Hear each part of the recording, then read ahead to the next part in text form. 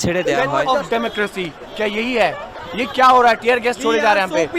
We were so peaceful. We were just asking for justice.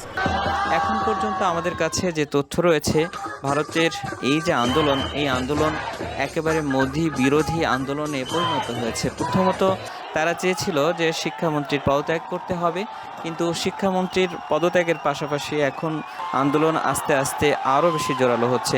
এখন পর্যন্ত বাংলাদেশের যে ছাত্রদের আন্দোলন হয়েছিল, সেই আন্দোলনের যে রেশ লেগেছিল সারা বাংলাদেশে, তাদের এই আন্দোলনকে দেখেও কিন্তু মনে হচ্ছে এই আন্দোলন আস্তে আস্তে আরও বাড়তে পারে।